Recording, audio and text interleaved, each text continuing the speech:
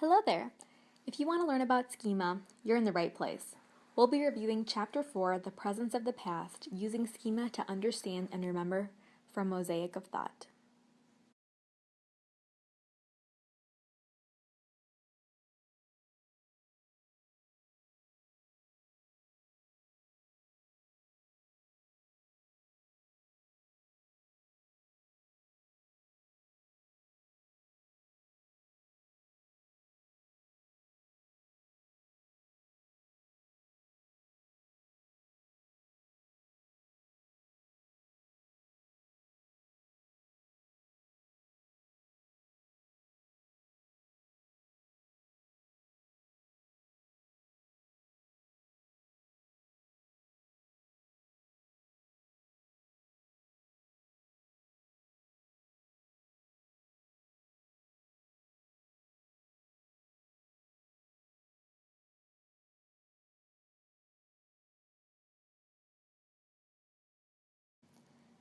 In the video, we saw that two students responded to the same reading in different ways. This is because they have different background knowledge and as a result are connecting to the text in different ways. Schema is everything that we know about a topic or our background knowledge. We can think of schema as mental files of information in our brains. When we think about a particular topic, our brain locates the mental files of information relevant to that topic, and our thoughts are then filled with the information we know about or related to the topic. Schema can be used to make connections to text and apply what you already know to get a better understanding. Your student schema should be activated before, during, and after reading through discussions, reading simpler text on a topic, and sharing relevant experiences. Schema and the process of activating our background knowledge is a strategy that should be taught to your students explicitly over a long period of time. There are 4 phases in implementing the schema strategy. The first phase is planning. In order to teach schema, you must understand the strategy well yourself. Educate yourself on schema by reading research and talking to other teachers. Then practice activating your background knowledge by applying the strategy to your own readings. Keep your students' families informed about what you're doing in the classroom. Communicate with them about what schema is. Let them know what work they can expect their children will be doing. And provide them with ways they can talk about and support the use of the strategy. For example, you can invite guardians to make personal connections to books when they read with their child at home. For your classroom and students, collect texts of a wide range of genres that are meaningful and engaging and that you can use to model the strategy. Read the books yourself and think about where you may stop and model think-alouds. You may also want to create intimate areas in your classroom in which children can gather to discuss their thoughts about the books they're reading. Before you engage students with the strategy, assess students' understanding of background knowledge using the major point interview for readers from assessing comprehension thinking strategies by focusing questions on a book the student is reading independently. This assessment can be repeated later to see students' improvements in using the strategy. During this phase, the teacher begins the schema strategy instruction through a whole class read aloud. Today I'm going to show you how you guys can use your background knowledge or schema to understand books that may be a little more challenging for you to read. Students should have been introduced to the word schema in kindergarten, so it's not completely new to them. You know that good readers use schema to think about what they already know that will help them understand the books better. So keep that in mind while you read this book out loud. The book title is Finding Winnie, the true story of the world's most famous bear by Lindsay Magic. While you read the book aloud, pause and talk about your schema. In this phase, you are modeling schema for your students.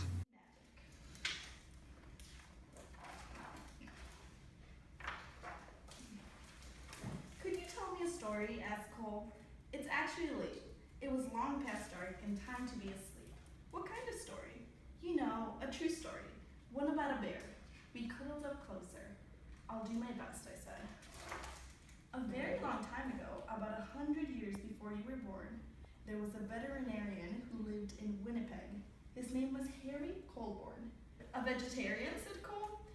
Bear doesn't like vegetables. A veterinarian, it means an animal doctor. I know that, Cole said. That's what I'm going to maybe be when I'm big. If a horse had the hiccups or a cow had a cough, Harry knew how to make them feel just right. never cold, even in Winnipeg, where winters are so frosty that icicles grow on the insides of your nose. That was just the kind of doctor he was. But a day came when Harry had to say goodbye to Winnipeg. There was a war far, far away, beyond the end of the country and on the other side of the ocean, and he was going to help. He would be caring for the soldiers' horses. Harry rode east on a train full of other soldiers. He leaned his head against the window, watching the land scroll by, wondering what it would be like to be so far from home. So here, I'm going to pause and I'm going to think about my background knowledge that connects to what I've read so far. So I know that often doctors go abroad to share their knowledge with other people because in the war, oftentimes people get injured, or in Harry's case, he was going to care for an animal. So I'm going to take that into consideration when reading the rest of this book. Okay. Bear stood straight up on her hind legs as if to salute the colonel. The colonel stopped speaking at once, and then in quite a different voice he said, "Oh, hello." The men of Harry's regiment squeezed by to have a look. "I've decided to name her Winnipeg," Harry told them, "so we'll never be far from home. Winnie for short." So this reminds me of a bear that I've actually read about a lot when I was younger, Winnie the Pooh. I'm sure a lot of you guys are very familiar to him. So since I read in the title page that this was a true story of a world's most famous bear, I'm trying to think about the background knowledge I have about Winnie the Pooh and starting to wonder if perhaps this book could be about her.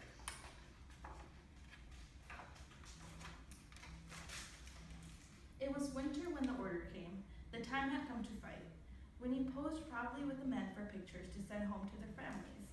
Harry thought for a long time. His head argued one way and then the other, but his heart made up his mind. He went to Winnie and said in a serious way, "There's somewhere we need to go." Winnie brushed the mud off her nose and nuzzled in close. Harry drove all the way to the big city.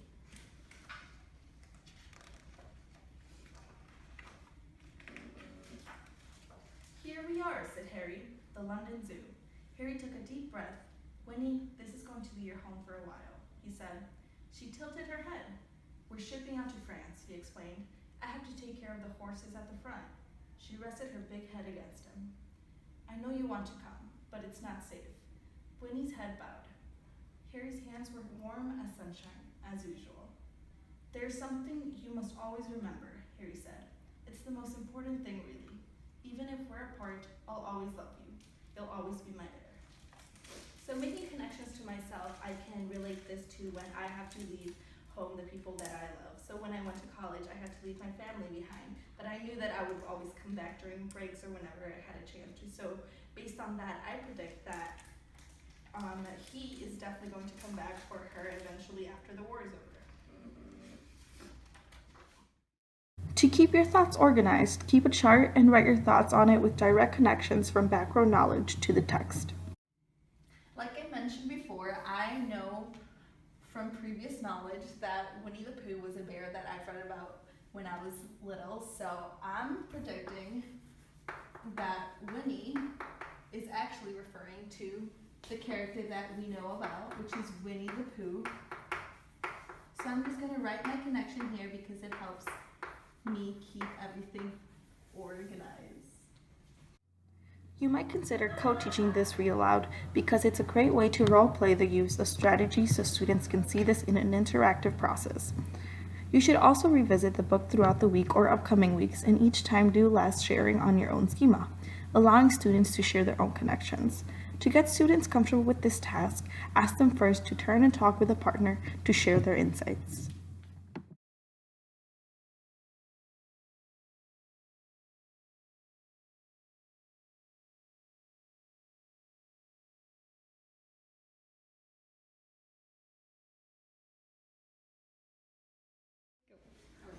So previously we've talked about using schema to help understand books, and now we're going to learn how this can expand to nonfiction as well.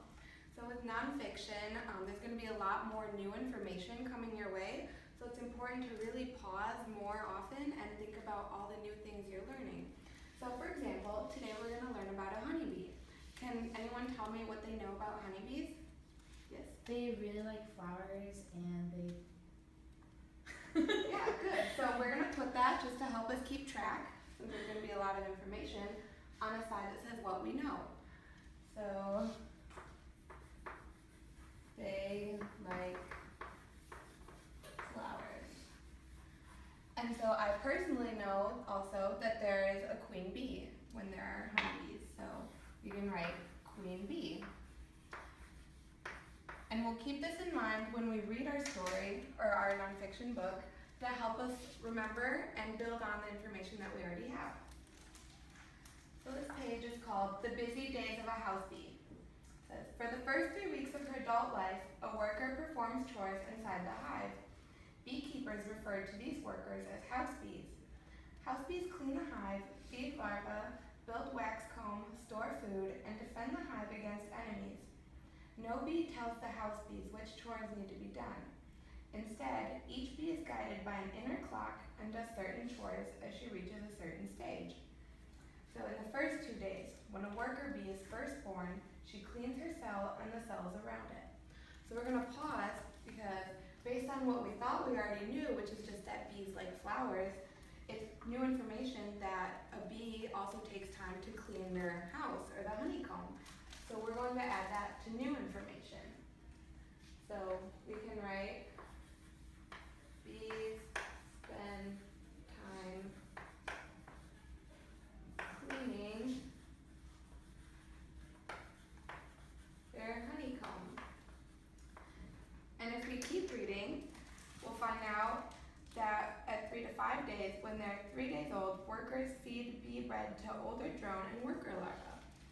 And at 6 to 11 days, workers feed bee milk to young drone and worker larvae and royal jelly to queen larvae.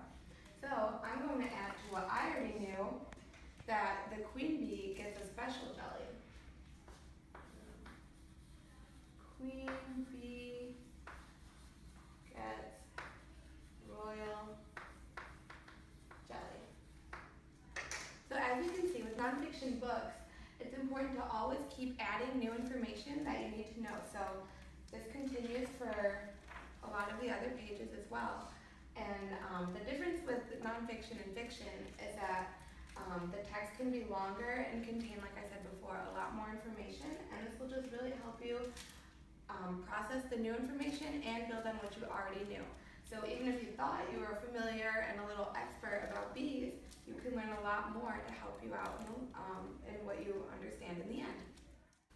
The late phase of schema building includes small group instruction and individual support for the schema building strategy.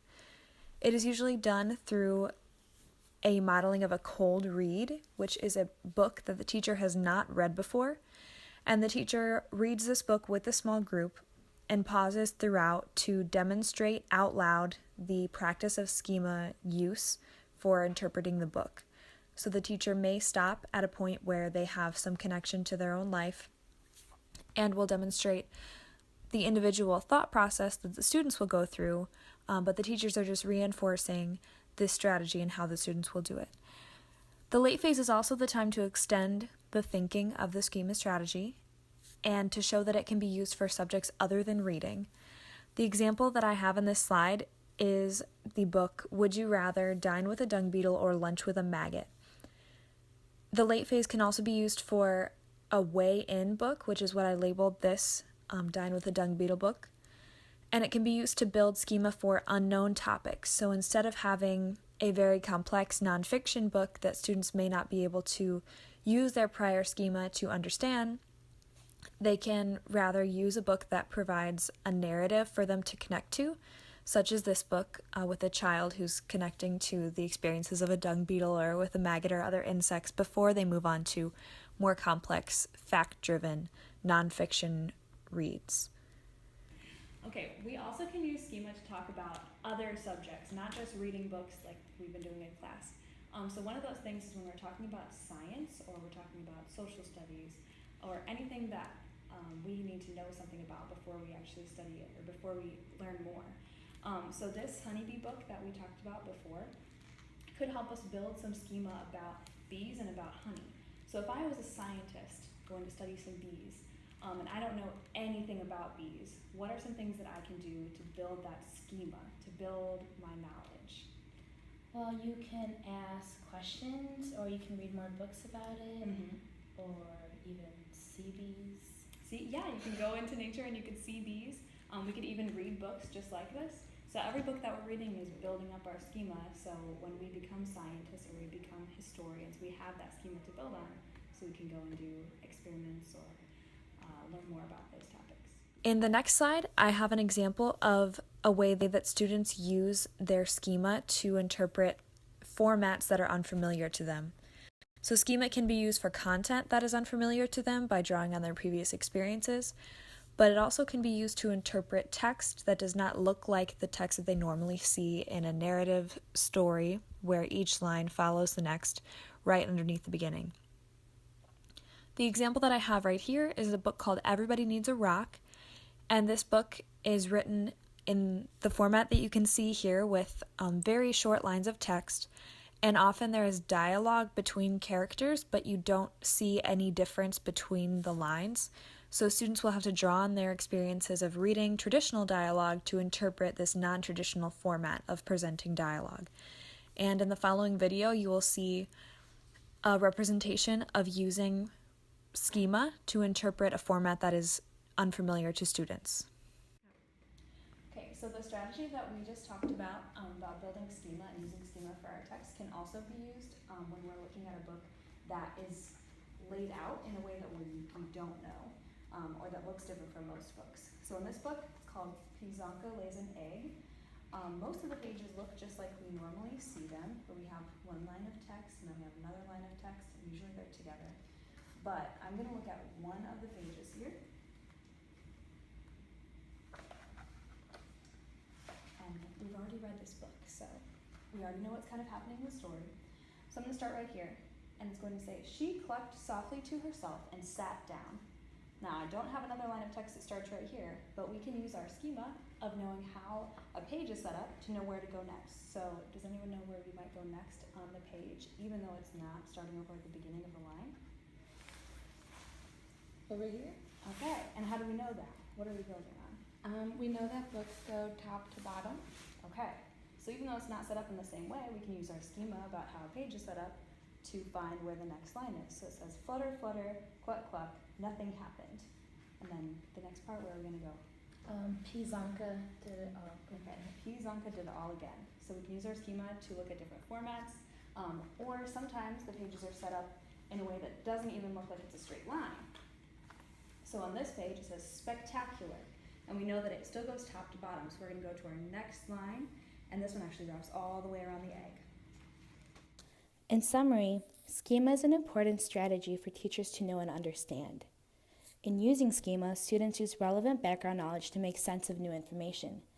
This background knowledge includes their prior experiences, different information that they've gathered, and even deep and meaningful conversations that they've had with other people.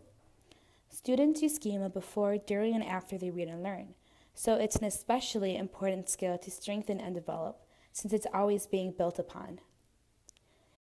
There are 4 phases in implementing this strategy into the classroom. The first phase is the planning phase. This is where the teacher identifies schema, where she gathers a collection of books, where she identifies where in schema her students are, and also where the teacher informs the parents how they can be involved in this process. The second phase is the early phase. This is where the teacher reads out loud to her classroom and models thinking and using previous knowledge while reading out loud. The third phase is the middle phase. This is where a teacher forms large and small groups to better show students how schema works. The last phase is the late phase.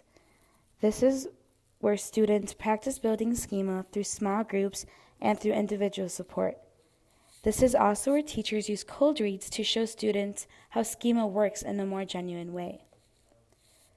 With all these phases, teachers can better develop a student's schema, which is an essential part to a child's literacy development.